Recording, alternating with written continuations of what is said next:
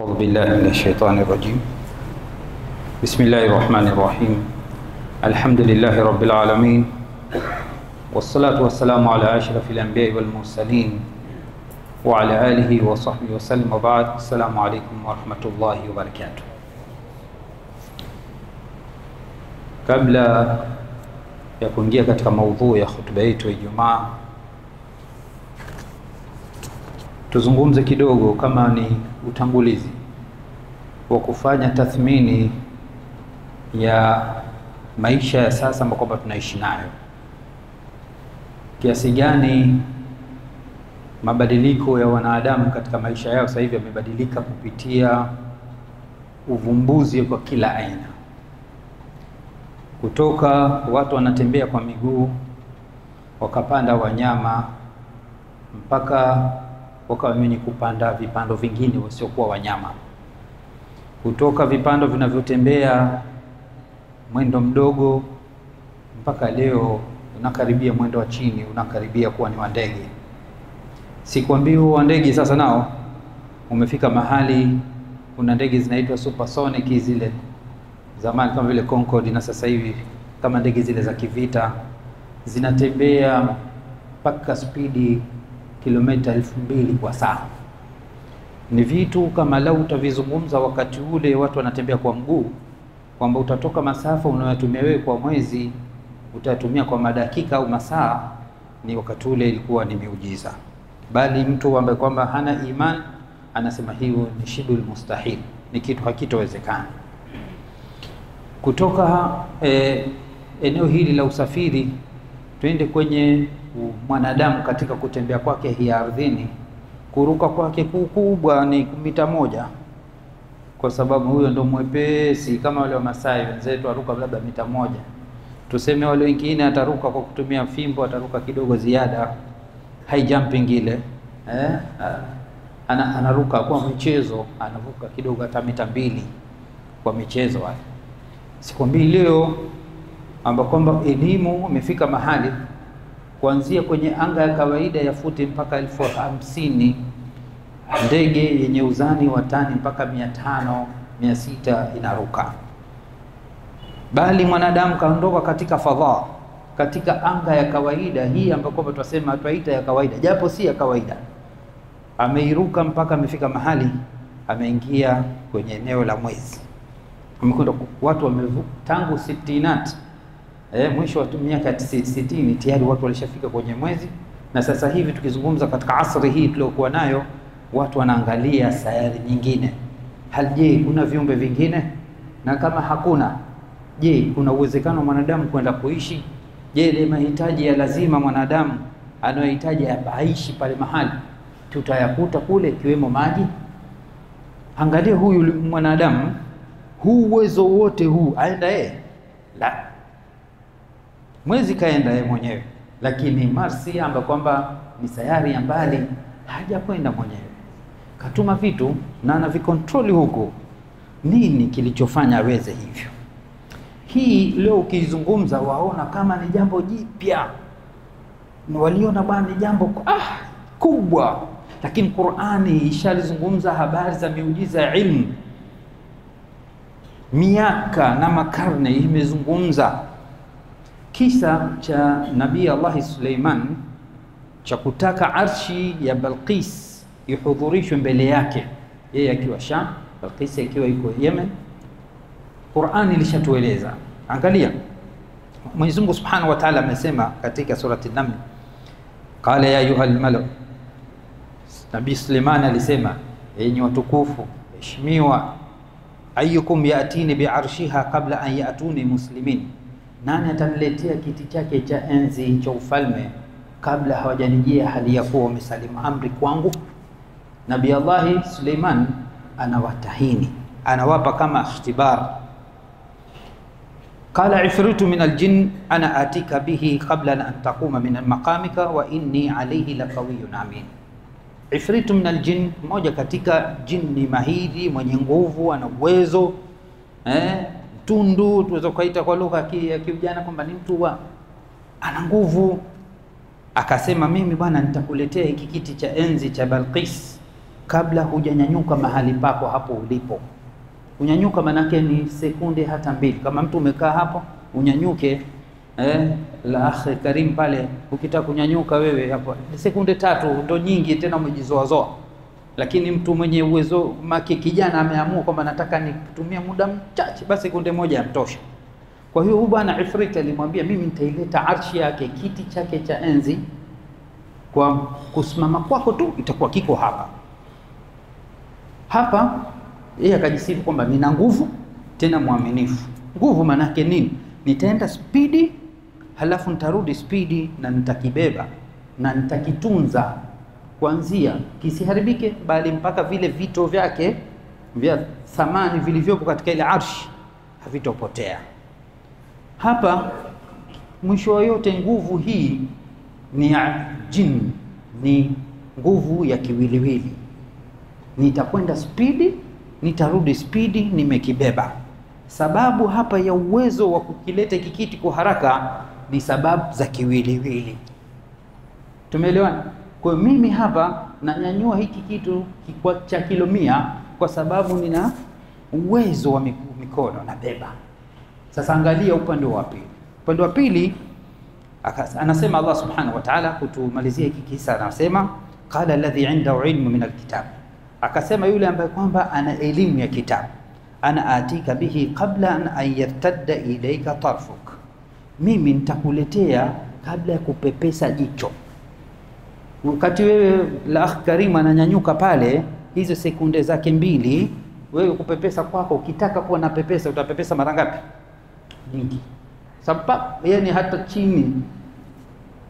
Huyu mwenye ilmu ya kitabu ni binadamu, alikuwa ni mmoja katika mawaziri wa Nabii Allah Suleiman, lakini ana ilmu.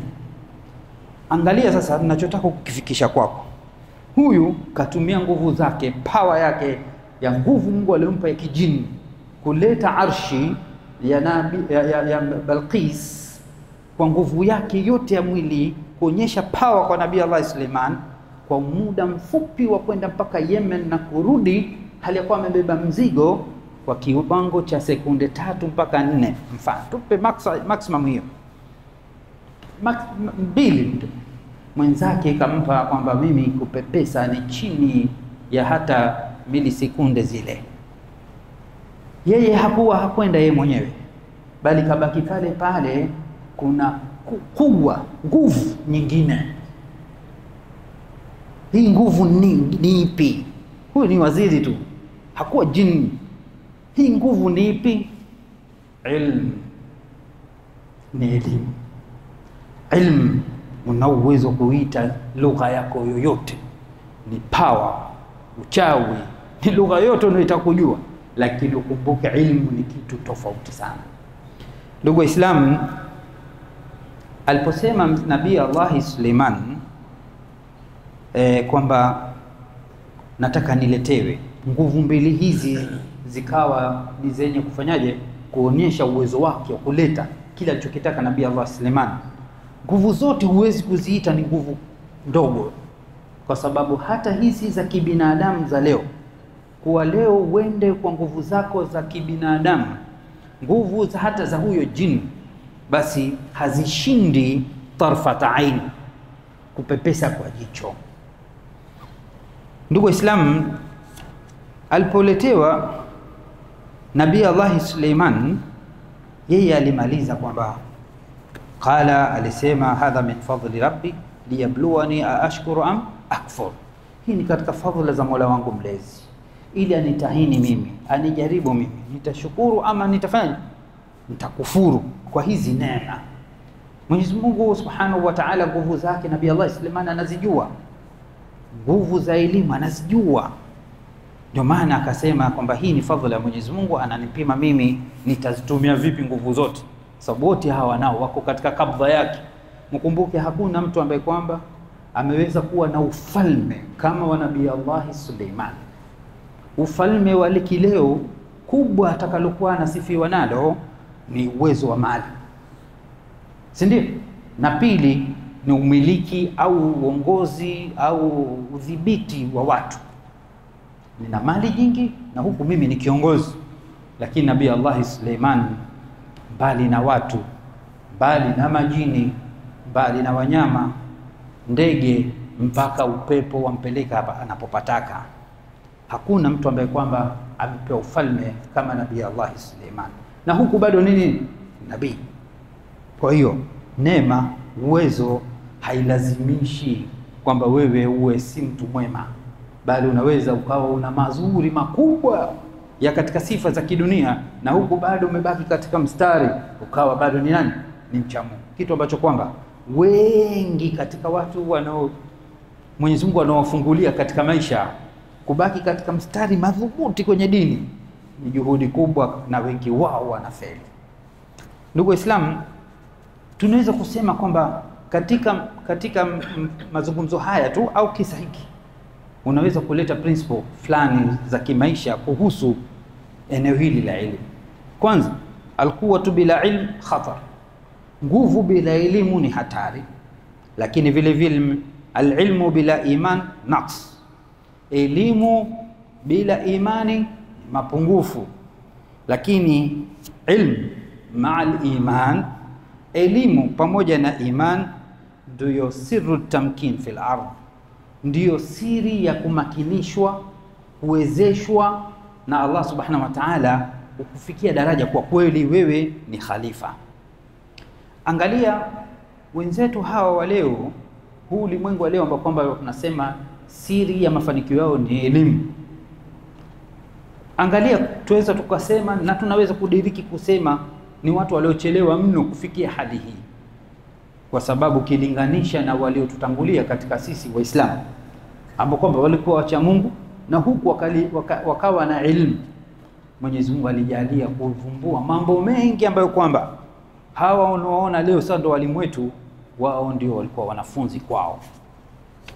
Ndugu Waislamu, huu utangulizi wetu wa hii khutba yetu ni ile kwamba ilmu ndio rif'atun lil umam,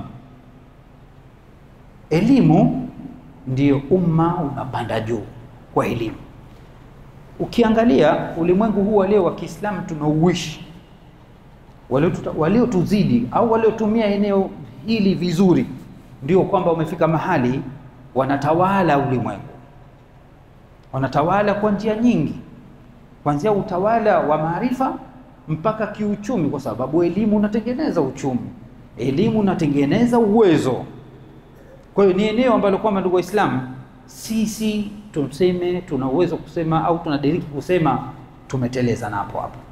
Hapa ni mahali ambapo kwamba sisi wenzetu waliotutangulia katika generation za nyuma za zamani walipokuwa wamemakinika nako, waliweza kuwa ndio katika riada, katika kuongoza.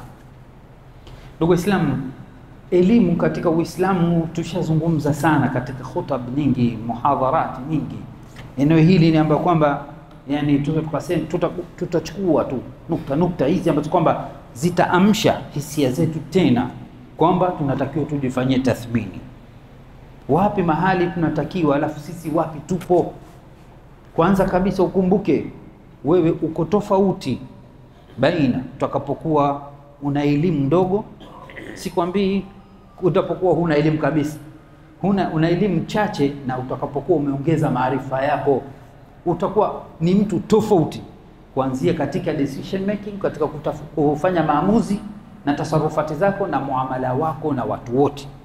Lakini au kwanza kabisa ni muamala wako na Mola wako ndio utakapoboreka kwanza, kama Mwenyezi Mungu Subhanahu wa Ta'ala aliposema qul hal yastawi alladhina ya'lamuna wal ladhina la ya'lamun inma yatadhakkaru ulul albab. Sema, je, wako sawa wale ambao kwamba wanajua, wana elimu, na wale ambao kwamba hawajui, hawana elimu? Hakika wanazingatia wenye akili. Ndugu Waislamu, maulama, watu wenye elimu, Mwenyezi Mungu Subhanahu wa Ta'ala amejalia kwamba baada ya kuondoka wa mitume wao ndio viongozi, na kama vile alivyosema Mtume sallallahu alaihi wasallam, al-ulama warathatul anbiya, maulama ni warithi wa mitume. Ala wa innal anbiya lam yuwarithu dirhaman wala dinara, tambue kwamba manabii hawakurithisha dirham wala dinar, wa inma warathul ilm, lakini wamerithisha nini? Elimu. Faman akhadha minhu faqad akhadha bihadhin wafir, atakayechukua katika hii elimu amechukua kitu kikubwa. Kumbuka ndugu Waislamu, al-anbiya katika majukumu yao hayakuwa ni ilmu dini peke yake, hayakuwa ni kuongoza watu kwenye dini tu, bali Mtume sallallahu alaihi wasallam tukitolea mfano alikuwa ni kiongozi mpaka katika maisha ya wanadamu ya kawaida. Kila mahali ambapo kwamba wewe utakwenda utakutana na maukifu yoyote ya Mtume sallallahu alaihi wasallam. Lakini jingine ndugu Waislamu, vipi utaweza kufika mahali ukawa na uvumbuzi kama utakuwa na akili mbovu, akili vivu, akili ambayo kwamba huipendi kuichangamsha? Huwezi kufika mahali unavumbua mambo wala kujua siri za huu ulimwengu, ambao kwamba wenzetu kufika mahali ni kama vile waliotoka nje ya dunia, wakatoka nje ya galaxy zote wakaangalia, mpaka wakatuambia leo kama hii solar system yetu tuliokuwa nayo na sayari zetu 9 tunazunguka nini jua, kuna mamilioni ya sayari kama hizo ambazo kwamba zinaelea, haziko ardhini, zinaelea. Inafika mahali elimu sahihi kusema kuhusu eneo hilo ni kusema usahihi wa hizi taarifa kamili anajua Mungu tu, kwa sababu kila wakienda kinachoonekana leo ni kipya, baadaye wanagundua kumbe kile hapana, kuna jipya la ziada. Ndugu Waislamu, vipi tutafika kuvumbua hayo na kuona uwezo wa Mwenyezi Mungu kama hatujaingia kwenye elimu? Ndugu Waislamu, eneo la kujimarisha sisi kama umma wa Kiislamu ni eneo hili la elimu, na sisi kama Waislamu tuna nafasi kubwa wa mafanikio katika ilmu, kwa sababu sisi tuna sifa ya iman. Ni kama tulivyotangulia ile principle iman, elimu pamoja na iman unafanyiwa tamkini. Asiyekuwa Muislamu yeye mafanikio yake yote yatakwenda na baadhi ya asbab, kwa maana ukichukua chuma na magnet ni vitu vinavutana, kitagusa, ni sababu zile.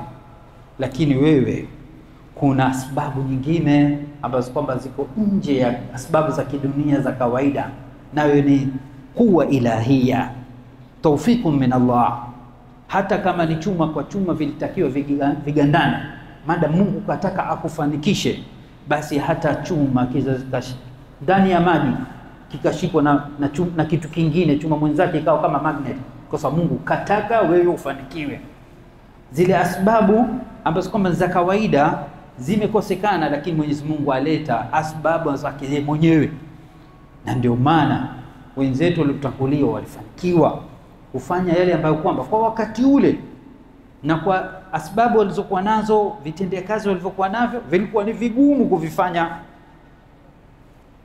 Kwa hiyo Mwenyezi Mungu Subhanahu wa Ta'ala aliposema Iqra bismi rabbikal ladhi khalaq, soma kwa jina la Mola wako mlezi ambaye kwamba ameumba. Iqra bismi rabbika, kusoma kwa jina la Mola wako mlezi maana yake nini? Ndio chote unachokisoma, kuanzia elimu ya dini ambayo kwamba ndio la kwanza, sababu ndio cha kwanza kutangulizwa, hata elimu ambayo kwamba si ya kidini. Ukifanya lillahi ta'ala, Mwenyezi Mungu atakupa tamkini. Mfano wake ni mfano kama daktari ukiwa na nia saliha nzuri, mimi nasoma lillahi ta'ala nije wasaidia wanadamu wenzangu, basi ukiwa mkweli wa nafsi na ukuonyesha tamaa hata katika chaji zako, maana hapo ndo pa kufanya ubainike wewe ni mtu wa tamaa au kweli lillahi ta'ala. Kuna watu specialist ukimwona 10,000 kama daktari mwingine, kuna mwingine specialist wa tiba hiyo hiyo umuona 1,500,000. Ukimpigia simu pia kwambia hiyo unajua hii ina gharama. Huyo ni tofauti anayejitolea lillahi ta'ala, umpe shilingi 10,000 ili aishi tu. Yule ambaye kwamba anafanya lillahi ta'ala, Mungu humpa taufiki. Dawa hiyo hiyo ndo namba 1 yawa, dawa namba 1 yawa. Yule unamuona specialist atakupa muda, njoo baada ya wiki 2, na ukienda kumwambia dokta haikunifaa, akubadilishia, haikufaa, wewe una imani. Lakini taufiki ya Mwenyezi Mungu iko pale unapokuwa unafanya kwa ajili yake.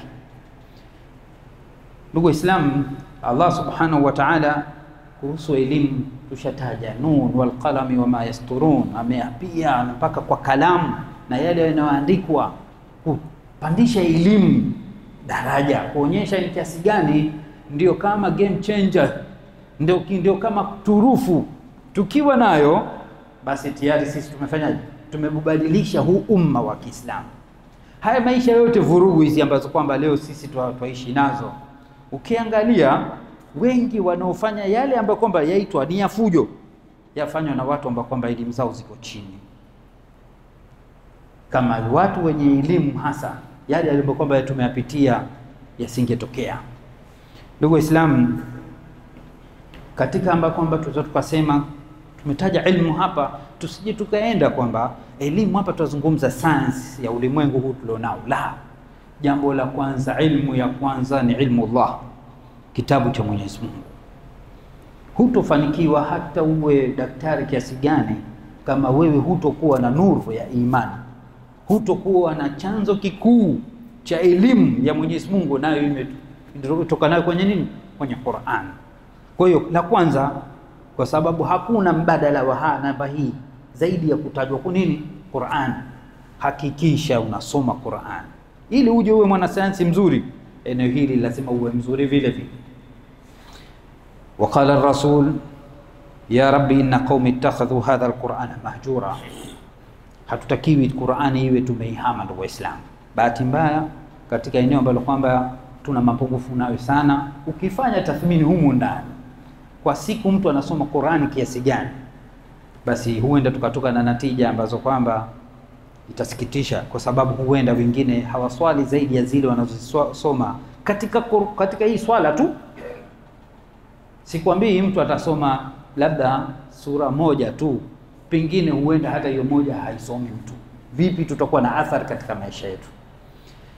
Lakini vile vile ukumbuke kwamba swala la kujielimisha na kuboresha maisha yako ni kujiokoa wewe mwenyewe. Ni kama Mwenyezi Mungu Subhanahu wa Ta'ala alipoleta amri yake hii, aliposema ya ayyuhalladhina amanu qu anfusakum, enyi ambao kwamba mmeamini ziokoeni nafsi zenu. Kukumbuka kuelimika ni sawa sawa na kujua njia sahihi ya kupita, njia ya hatari. Ukipita huku njia hii umeambiwa kabisa njia hii ukipita ina mtelezo na ina mashimo, na huenda kuna maeneo ambayo kwamba ukipita watumbukia. Wewe waona ni kama vile maji, wewe waona barabara yaenda na kule kuna barabara, kumbe pale penye maji ndio penye shimo. Si ujui, wasema hii ni maji tu yamepita juu, waingia wazama au watumbukia kabisa. Lakini ukijua utaipita, uipiti. Kwa ilmu, kuelimika ni kujiokoa wewe mwenyewe. Ujinga ni kuangamia, ndugu Waislamu. Tukumbuke ndugu Waislamu, nafsi yako wewe kuelimisha ni wajibu wako.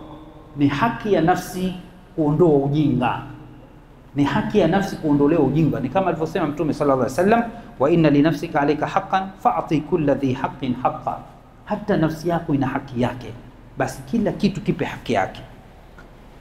Hili eneo la kwanza. Lakini ndugu Waislamu, vyanzo vya elimu zamani ilikuwa unazungumza masuala ya library, ima iwe ni personal library yako mwenyewe binafsi private, unayo nyumbani na vitabu umenunua unasoma, ama unakwenda katika library za public, maktaba ama unakwenda katika library za watu wote.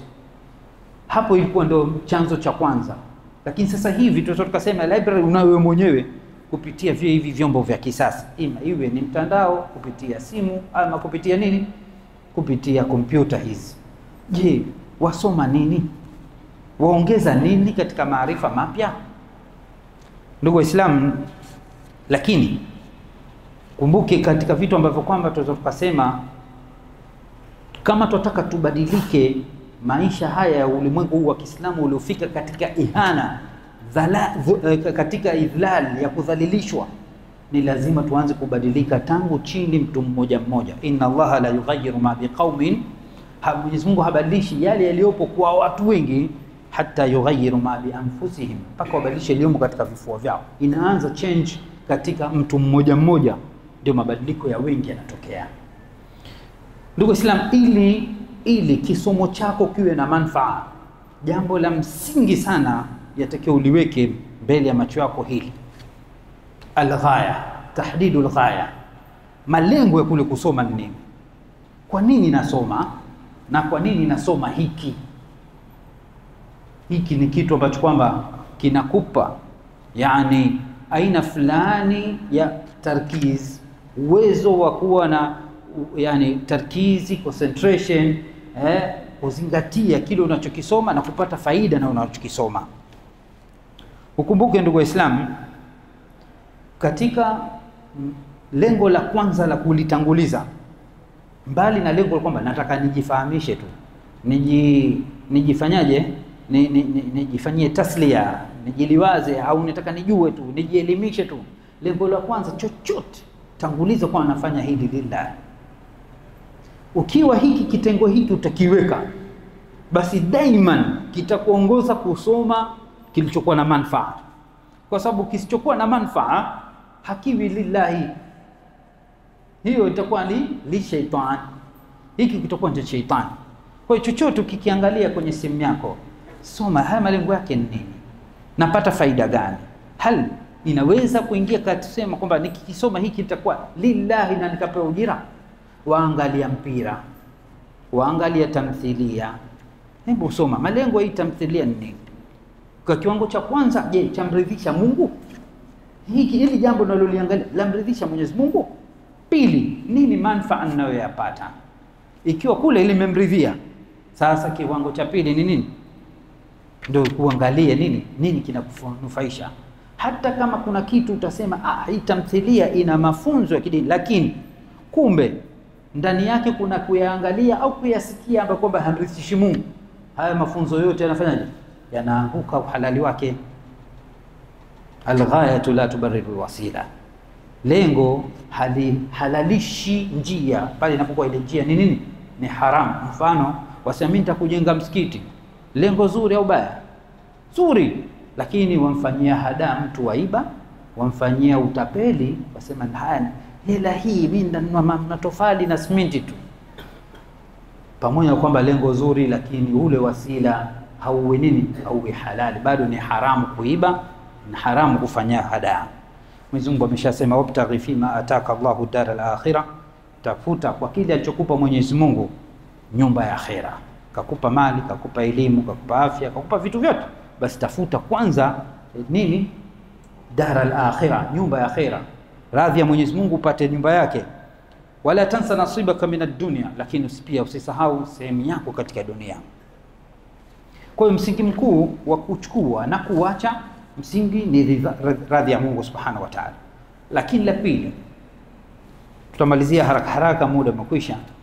La pili ndugu Waislamu, hebu katika moja kitu cha kutuamsha hapa tulipolala kwenye usingizi mzito, hebu tujifanyieni sisi mukarana, tujifanyieni tathmini wa kulinganisha baina yetu sisi na wale ambao kwamba twasema wametupita. Hii juhudi tunayoifanya na wenzetu ni wapi kwa wapi? Ndugu Waislamu, ukija kwenye takwimu katika ulimwengu wa Kiislamu wa idadi ya mtu mmoja mmoja kusoma vitabu kwa mwaka, subhanallah, yani yafika baadhi ya maeneo ni kitabu 0 kwa mwaka, mpaka wenzetu vitabu 100, 120 mpaka 200 kwa mwaka. Vipi tutakuwa sawa? Vipi tutakuwa sawa ndugu Waislamu? Wewe jienyewe katika mwaka huu jipigie hesabu, wewe umesoma kitabu gani? Hiki ni nje ya vitabu kama Qur'ani, acha kitabu cha labda cha darasa za sunna hizi, acha kwamba elimu nyingine mpya nimejiongezea. Umesoma nini? Wengi wetu tutakuwa hatuna, wengi wetu. Sasa ulimwengu wenzetu waliotutangulia ambao kwamba leo wana elimu kubwa na imefika mahali wamefanya mapinduzi makubwa kabisa ya kiviwanda na kila kitu, hao nisba yao, muadili yao ya usomaji wa vitabu kwa mwaka inafika 100 kwenda mbele. Vipi tutakuwa sawa? Ukumbuke ndugu Waislamu, akili ya mwanadamu Mwenyezi Mungu alivyoiumba ni kama dynamo. Kadri unavyoichemsha ndipo inapokupa ziada. Dynamo ya baskeli, ukitembea mwendo wa spidi 20, mwanga wake ni tofauti ukienda ukipekecha mpaka ukafika spidi 40 mpaka 50 au 60. Mwanga wake uonaje? Kubwa. Ndio elimu ya mwanadamu ilivyo, bongo ya mwanadamu afwan ilivyo. Bali kinyume chake, kwa kadri utakavyokuwa ile bongo haifanyishwi kazi kisawa sawa, haifanyiwi haraka, ni kama mfano wa betri ya gari ambayo kwamba haiwashi inakaa muda mrefu. Inafanyaje? Nakufa.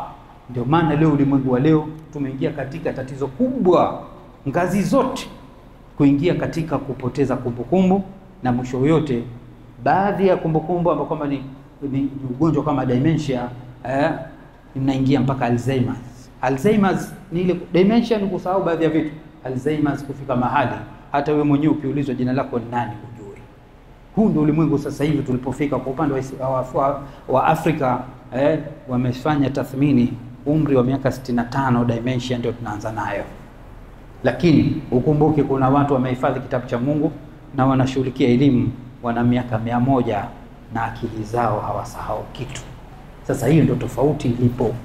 Kama ukibaki wewe ni mtu wa kuangalia tamthilia, kuangalia mpira, wewe utakuja kusahau hata jina lako, kwa sababu bongo yako imelala, haina haraka yote. Ingiza vitu vipya. Hilo ndugu Waislamu, tukumbuke kwamba kwa kusoma ndio tunajiimarisha sisi, lakini ukumbuke vile vile ukiangalia yani walivyowekeza wao wenzetu katika elimu, kuanzia kuwawezesha watoto kusoma, mbali kuwaongeza nguvu katika mambo ya utafiti, research. Wanatumia mabilioni ya fedha kufanya research, kutia nguvu ubunifu, na ndipo mahali tumefika, mahali wametuacha mbali mpaka tumekuwa wategemezi. Na mbaya zaidi tumefika mahali tutakosa uhuru wa kusoma kitakachotufaa, watatupa kile ambacho kwamba wanakitawala wao. Mfano leo tunaweza kusema mtandao wa kisasa, kuna hii mitandao, kuna applications hizi kama ChatGPT ama DeepSeek. Ni vitu ambavyo kwamba kwa kweli vinahitaji kidogo kuangalia hal ni tahaddi ama ni fursa. Je, ni challenge ama ni benefit ambayo kwamba binadamu imemjia ataweza kujifaa nayo? Sisi tumeelewana? Yaani uwezo kusema kama vile wapewa gari, dhahiri ni kitu kizuri, kitakurahisishia, lakini kuna wakati hii gari inaweza ikawa wewe kwako ni challenge badala ya kuwa ni benefit. Inaweza kuwa ni mtihani kwako badala ya kuwa ni khairi. Tukija kwenye hivi vyombo ama vyanzo vya maarifa mingi ambavyo kwamba wana vitawala wao, vile ambavyo kwamba wao hawavitaki vikufikie, ukivibofya haviji. Vitakuja vile ambavyo kwamba wao wanaafikiana kwamba hivi havina nini vikufikie. Sisi tumeelewana? Kwa hiyo ukifika mahali wanatengeneza mazingira, ukiwa utakuwa wewe sio uhuru wa kutafuta elimu kwenye vyanzo vyake vya asili, utafika mahali utakuwa mtegemezi kwao, watakulisha kile wanachokitaka wao. Bali nafika wakafanya brainwashing, wakakutengeneza akili, mindset yako ukaibadilisha kwa wanavyotaka wewe, kwa kudhani kile ndi chanzo sahihi. Huko ndio tunapoelekea, waliadha billah. Sasa kwa kifupi, hata kutumia hivi vyombo hizi vyanzo hivi, hautakiwi mtu wa kawaida au akiingia tu amesearch achukua ataja sasa nimesoma. Vyanzo hivyo haviendi hivyo. Lazima hivyo vyanzo vyenye vyao lazima wawe ni watu wenye taaluma. Ndugu Waislamu, eneo hili kidogo ni eneo ni pana sana, na hutuba kidogo inahitaji maelezo makubwa, kwa sababu tukasema ni eneo ambalo kwamba Waislamu kama tukijibadilisha kidogo hapa, basi tutatoka kwa lugha ya kimtaani, ndipo tutakapoamka. Ni kama vile usiamsha alilala, na au kwamba mwerevu mjinga akishtuka mwerevu kwenye matata. Ndio hii sisi kama Waislamu tuna fursa tutakapokuwa tumeelimika kwa power ya pili zaidi ya power ya sababu za kibinadamu, nayo ni power ya Mungu. Ni kama ile ya mtu alipewa ilmu ya kitabu akaleta arsh ya Balqis kwa tarfat ain. Sisi hiyo ndio kuwa, ndio power hapo, kwamba sisi kama Islam tungekuwa tuna elimu, injazi zetu zingekuwa, mafanikio yetu yangekuwa kwa power ya Mungu. Ndugu Waislamu, ukija katika tarikh kuanzia wakati wa Mtume sallallahu alaihi wasallam mpaka maswahaba mpaka watu wema waliotangulia, hatuna nafasi ya kuyazungumza, lakini kama ukipitia utaona kuna walioyafanya. Uwezo wa kibinadamu uko mbali kabisa. Pale ni power ya Mwenyezi Mungu, supreme power, power kubwa kutoka kwa Mwenyezi Mungu Subhanahu, ndio iliyowezesha mafanikio yao. Kwa hiyo ndugu Waislamu, hotuba yetu imezungumzia kwamba ilmu ni rif'atu lil umam. Elimu ndio unaopandisha cheo, heshima, unaopandisha umma, hadhara, yaitwaje, unaopandisha ustaarabu, maisha kuwa mazuri ni kupitia elimu. Naomba Allah subhanahu wa ta'ala atuwezeshe kama umma wa Kiislamu tusome lillahi ta'ala, na watuwezeshe kusoma yale ya msingi ya kwanza ambayo kwamba ni ya dini yetu, na yale ambayo kwamba ni ya dunia yetu. Mwenyezi Mungu atupe taufiki tuyaweze, kwa sababu mwisho yote sisi Mwenyezi Mungu alishatuchagua ndio makhalifa wa haya mambo yote, kwa sababu haya mambo yote yanayoendeshwa kwenye ulimwengu ulitakiwa yaendeshwe na Waislamu, wasimamizi wa Waislamu. Mwenyezi Mungu atupe taufiki katika hayo. Rabbana atina fid dunya hasanatan wa fil akhirati hasanatan wa qina adhaban nar. Subhanakallahumma bihamdika nashhadu an la ilaha illa anta nastaghfiruka wa natubu ilayk. Wa sallallahu wa sallim barik ala sayyidina